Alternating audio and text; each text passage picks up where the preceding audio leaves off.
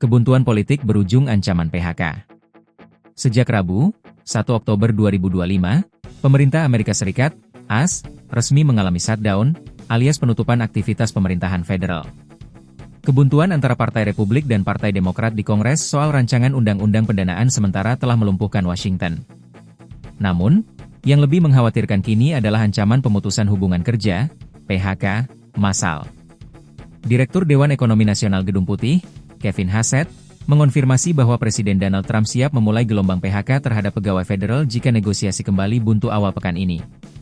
Ancaman PHK 750.000 pegawai federal. Ancaman ini bukan gertakan semata, melainkan didasarkan pada perhitungan dari Kantor Anggaran Kongres, CBO. Jumlah, CBO memperkirakan hingga 750.000 pegawai federal berpotensi dirumahkan setiap hari selama penutupan berlangsung.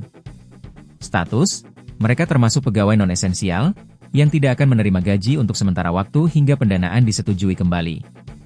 Biaya, total biaya kompensasi harian mereka mencapai sekitar 400 juta AS dolar, sekitar 6,6 triliun rupiah. Sementara itu, pegawai yang tergolong esensial, termasuk personel militer aktif, tetap diwajibkan bekerja tanpa kompensasi langsung.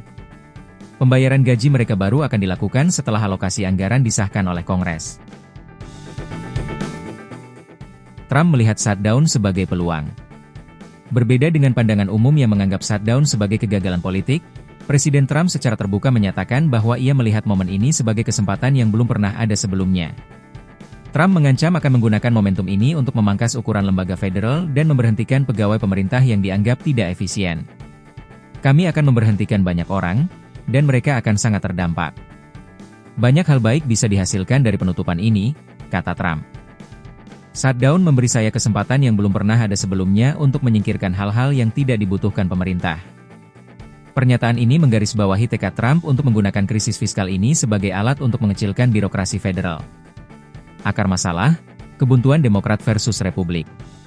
Kebuntuan politik yang memicu shutdown ini dipicu oleh perbedaan tajam dalam RUU Pendanaan.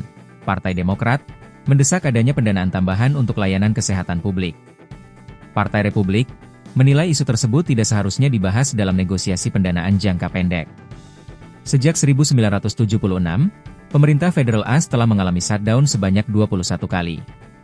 Krisis fiskal terbaru ini berpotensi menjadi ujian besar bagi ekonomi AS dan mengancam pasar tenaga kerja di bawah kepemimpinan Trump.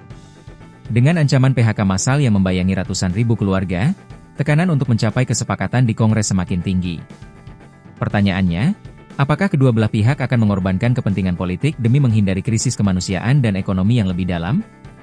Menurut Anda, apakah Trump akan benar-benar menjalankan ancaman PHK massal jika negosiasi dengan Demokrat terus menemui jalan buntu? Sampaikan analisis Anda di kolom komentar.